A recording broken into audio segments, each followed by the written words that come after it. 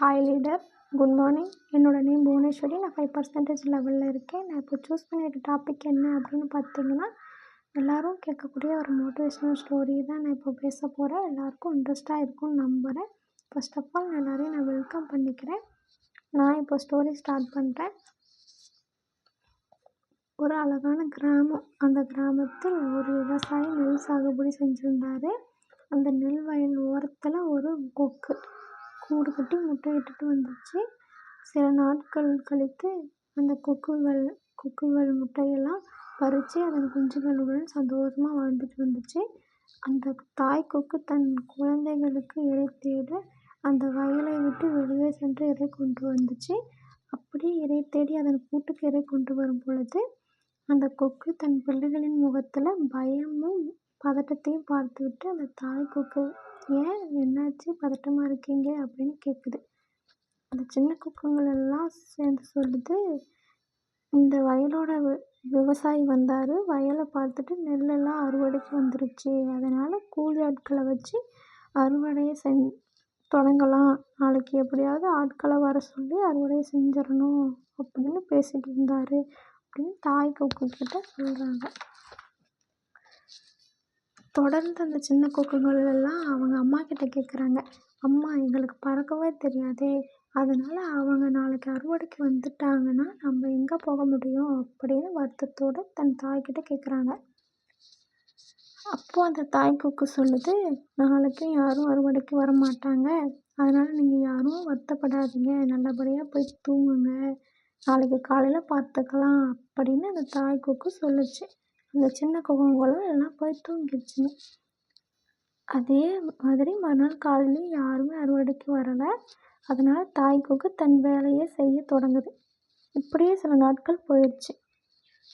அந்த தாய் கொக்கும் இரையை எடுத்துட்டு தன் கூட்டுக்கு வரும் பொழுது அந்த சின்ன கொக்குகள் எல்லாம் பதட்டத்தோடு இருந்ததை பார்த்துட்டு அந்த தாய் கொக்கு கேட்குது, ஏன் என்னாச்சு, மறுபடியும் பயத்தோடு இருக்கிறீங்க அப்படின்னு கேட்குது.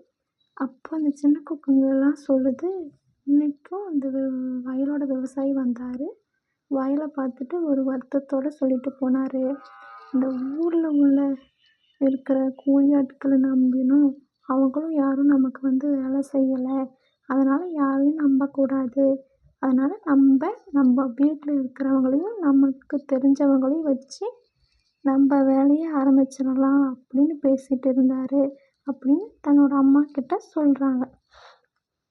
இதை கேட்ட அந்த தாய் கொக்கு தன் குழந்தைகிட்ட சொல்லுது, ஒன்றும் பயப்படாதீங்க, நாளைக்கும் யாரும் அறுவடைக்கு வரமாட்டாங்க, நாளைக்கும் அறுவடை செய்ய மாட்டாங்க அப்படின்னு சொல்லிட்டு தூங்க போகிறாங்க. மறுநாள் காலையிலையும் அந்த தாய் கொக்கு சொன்ன மாதிரி யாரும் அறுவடை செய்ய ஆட்கள் வரல. அதனால குழந்தைகள் எல்லாம் சந்தோஷமாக இருந்தாங்க. அந்த தாய் கொக்கு எப்பவும் போல் இரை தேடி கொண்டு வந்து தன் வாழ்க்கையை சந்தோஷமாக வாழ்ந்துட்டு இருந்துச்சு. அந்த தாய் கொக்கு இரை தேடி தினமும் கொண்டு வந்துக்கிட்டு தான் இருந்தாங்க. சில நாட்களும் கழிச்சிட்டாங்க. இதே மாதிரி ஒரு நாள் இரை தேடிட்டு கொஞ்சம் நேரம் கழிச்சிட்டு அந்த தாய் கொக்கு வீட்டுக்கு வந்து அந்த சின்ன கொக்குங்கள் எல்லாம் சொன்னிச்சு, இன்றைக்கும் அந்த விவசாயி வந்தார், இந்த வயலை பற்றியும் அறுவடை பற்றியும் பேசினார், கொஞ்ச நேரம் கழிச்சிட்டு திரும்பவும் போயிட்டார் அப்படின்னு அந்த சின்ன கொக்குங்கெல்லாம் சொல்லிச்சு. அப்போ அந்த தாய் கொக்கு தன் பிள்ளைங்கக்கிட்ட அவர் என்ன பேசிகிட்டு இருந்தார், கொஞ்சம் தெளிவாக சொல்லுங்கள் அப்படின்னு கேட்குது. அந்த சின்ன கொக்குங்கள் எல்லாம் சொல்கிறாங்க, அவர் வந்தார், அந்த வயலை பார்த்துட்டு நாளைக்கு நானே அறுவடை தொடங்கலாம் அப்படின்னு நினைக்கிறேன், ஏன்னா நம்ம ஊர்க்காரங்களை நம்பணும், அவங்களும் வேலைக்கு வரலை, நம்ம வீட்டில் இருக்கிறவங்களையும் நம்பணும், தெரிஞ்சவங்களையும் நம்பணும், அவங்களும் நமக்கு உதவலை, அதனால் நாளைக்கு நானே ஆரம்பிக்கிறேன் அப்படின்னு பேசிகிட்டு இருந்தார் அப்படின்னு தன் தாய்கிட்ட சொல்லுது.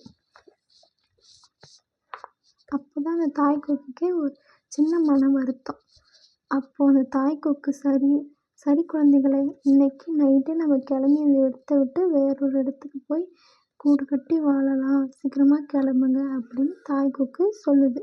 உடனே அந்த சின்ன குக்கங்கள் எல்லாம் சேர்ந்து கேட்குது, அம்மா வழக்கம் போல் எப்பவும் இப்படி தானே சொல்லிட்டு போகிறாரு, அப்போ எப்படி கட்டாயமாக நாளைக்கு அறுவடை செய்வார் அப்படின்னு சொல்கிறீங்க?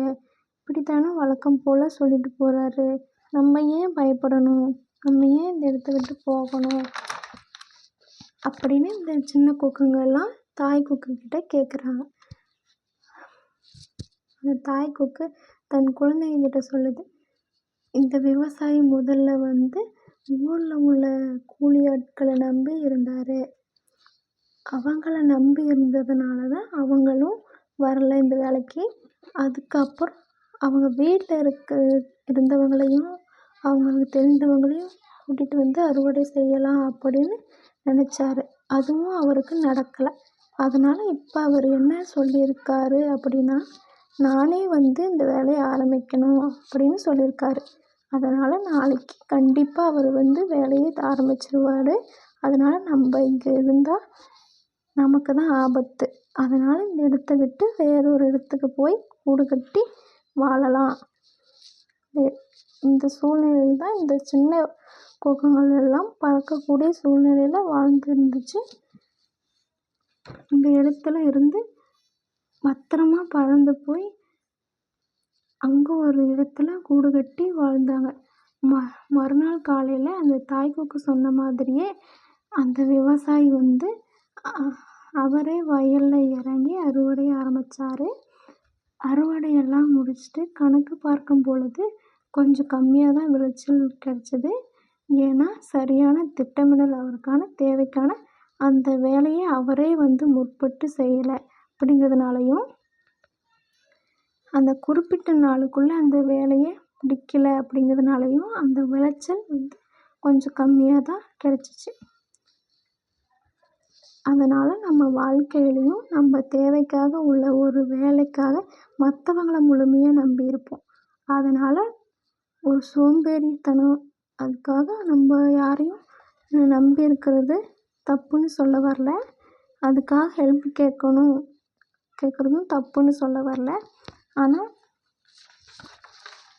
உங்கள் தேவைக்காக ஒரு வேலையை ஆரம்பிக்கணும்னு நினச்சிங்கன்னா அதை அந்த வேலையை சரியான நேரத்துக்குள்ளே ஆரம்பிச்சிட்டிங்கன்னா, அதாவது உங்கள் லைஃப்பில் ஏதாவது ஒரு கோல், ஏதாவது ஒரு ட்ரீம் இருக்கும்.